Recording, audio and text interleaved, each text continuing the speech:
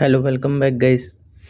आज जो हम डिस्कस करने वाले हैं वो ट्रेडिंग या फिर किसी और टॉपिक से रिलेटेड नहीं रहेगा एग्ज़ाम्स वगैरह से।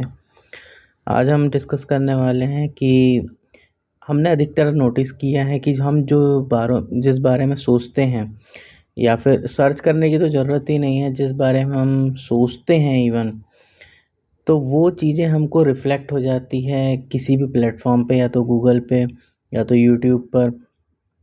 तो इसके पीछे का साइंस क्या है और ये चीज़ कैसे डोमिनेट करते जा रही है, ह्यूमंस के लिए कैसे ख़तरनाक हो सकती है, इस बारे में थोड़ा सा बहुत ही इंटरेस्टिंग यहाँ पर अपन डिस्कशन करने की कोशिश करेंगे। तो चलिए देखते हैं। तो पॉजिटिव अपने को कॉन्सिक्वेंसेस तो सभी को पता है कि अपना जो यूज़र एक्सपीरियंस है वो अच्छा हो जाता है, कि चलो ऐसा सोच पा रहे। लेकिन एआई कितना तेज़ी से इवॉल्व हो रहा है।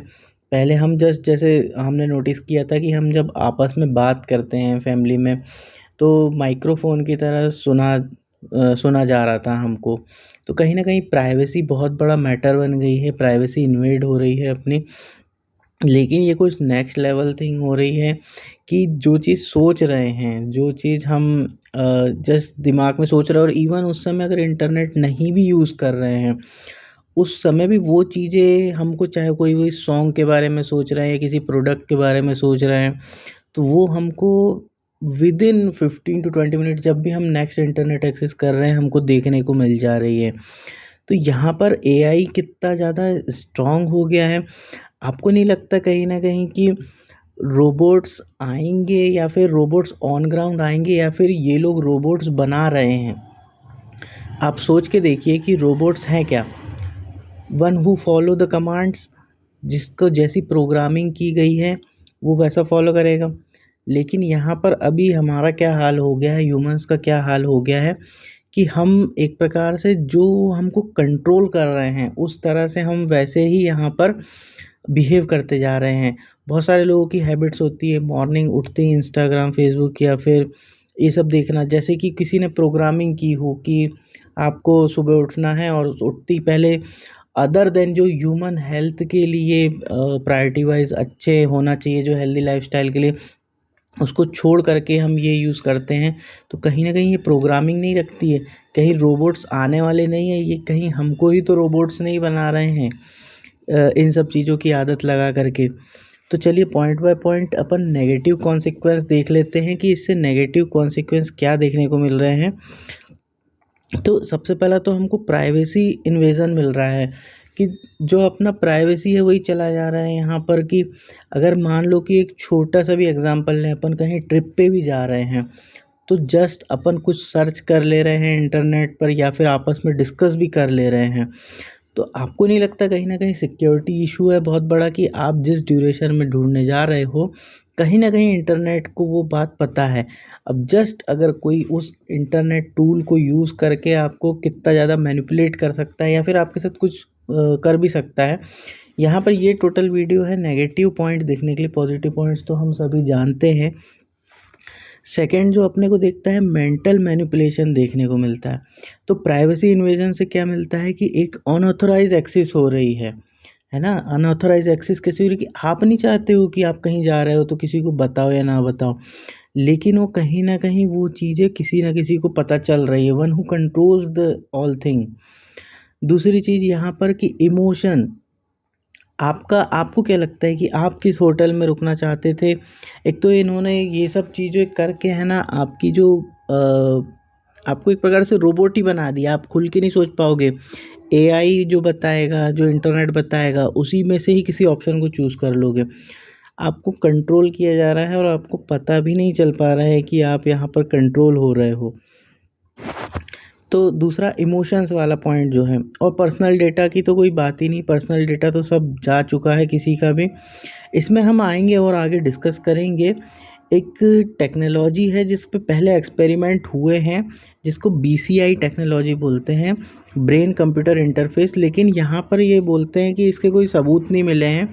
इसको ब्रेन कंप्यूटर इंटरफेस को अगर यूज़ करना है तो फिज़िकल कांटेक्ट की ज़रूरत है। बट यहाँ पर भी एक पॉइंट निकल के आता है कि वो जो हमारा बायोमेट्रिक डेटा है, उसको यूज़ करके ब्रेन वेव्स को यहाँ पर रीड किया जा सकता है। तो उस टॉपिक पर आगे आएंगे। पहले हम और आगे देख लेते हैं कि नेगेटिव कॉन्सिक्वेंस में सेकंड पॉइंट जो आता है मेंटल मैनिपुलेशन। जैसे टारगेटिंग एडवर्टाइजिंग हो रही, प्रोपोगंडा, या जैसे कि मान लो कोई हो रहा है, कोई इवेंट हो रहा है, जैसे अधिकतर हिंदू मुस्लिम वाला चलता है, या फिर कोई भी टॉपिक है जिससे रिलेटेड, तो एक प्रोपोगंडा या फिर माइंड कंट्रोल किया जा रहा है आपका किसी न किसी तरीके से। मान लो कि एआई को पता है कि ये किस टाइप का पर्सन है, इसका ट्रिगर पॉइंट क्या है, ठीक है, तो वो आपको कंट्रोल कर सकता है। आपको उनको जो है आपका पैटर्न पता है। चलो एक छोटा सा एग्जांपल भी लेते हैं, आप कौन सी दवाई लेते हो, आप कौन से स्नैक्स खाते हो, सब चीज़ें कनेक्टेड हैं। आप जाते हो, जैसे मान लो आप चिप्स खाते हो, तो कौन सा चिप्स खाते हो, आप पेमेंट कर रहे हो वहाँ पर, बिलिंग काउंटर्स हैं बहुत सारे, उसके अलावा आप ऑनलाइन पेमेंट्स कर रहे हो। आपको नहीं लगता कहीं ना कहीं हर चीज़ इंटरलिंक्ड है? कैसे इतना एक्यूरेटली ब्रेन वेव्स को रीड किया जा सकता है? तो इससे तो अब हम सब सहमत हो चुके हैं कि ब्रेन वेव्स को यहाँ पर इंटरनेट रीड कर ले रहा है, चाहे यूट्यूब है चाहे गूगल है। बट ये हमारे लिए कितना ज़्यादा खतरनाक बनता जा रहा है। और आगे देखते हैं, सिक्योरिटी रिस्क आती है, तो ब्रेन वेव बेस्ड हैकिंग हो सकती है। आपको नहीं लगता कि जो आप पासवर्ड, जब आपका इतना सब पैटर्न ये समझ रहा है, आपकी थिंकिंग समझ रहा है, आपके एक्शंस को समझ रहा है, सपोज दैट कि आप किसी अकाउंट के लिए या किसी चीज़ के लिए एक पासवर्ड क्रिएट करते हो, तो आपको क्या लगता है कि एआई को कितना टाइम लगेगा इस चीज़ को समझने के लिए कि आप क्या कहाँ तक सोच सकते हो और कौन से पासवर्ड का क्रिएशन कर सकते हो और क्या डाल सकते हो। और जब वो आपके ब्रेन वेव्स को रीड कर सकता है कि आप क्या सोच रहे हो, वो सॉन्ग आ जा रहा है या आ जा रहा है, तो क्या पासवर्ड गैस करना कोई बहुत बड़ी बात है?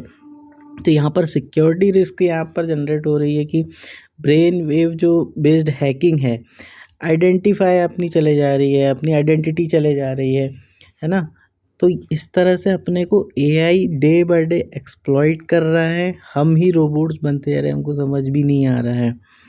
उसके बाद जो सोशल इंजीनियरिंग वाले पॉइंट पे आते हैं, फोर्थ पॉइंट, कि जो मैनिपुलेशन ऑफ इमोशंस है, ओपिनियन है और बिहेवियर है, इसको भी मैनिपुलेट कर रहा है एआई और इंटरनेट कहीं ना कहीं।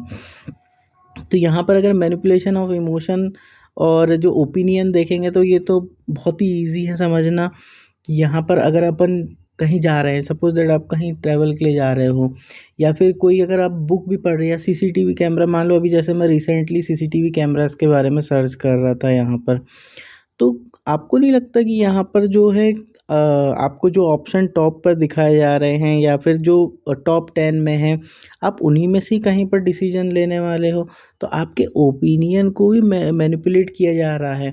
और भी बहुत सारी चीज़ें हैं, आप जिस रिसेंट टॉपिक से चीज़ें, आपका जो बाउंड्री क्रिएट हो जाएगी ना, उसके बाहर आप जा ही नहीं पाओगे कि क्या चल रहा है। उसके बाद कि अपन जो फिफ्थ पॉइंट है, लॉस ऑफ ऑटोनॉमी, अपन अपना जो पर्सनल डिसीजन है वो तो सब छोड़ ही दे रहे हैं, अपन टोटली जो डिपेंडेंसी हो जा रही है अपनी एआई ड्रिवन डिसीजन मेकिंग हो जा रही है। आज अपने को कुछ भी लगता है, अपन जस्ट गूगल पे सर्च कर ले रहे हैं।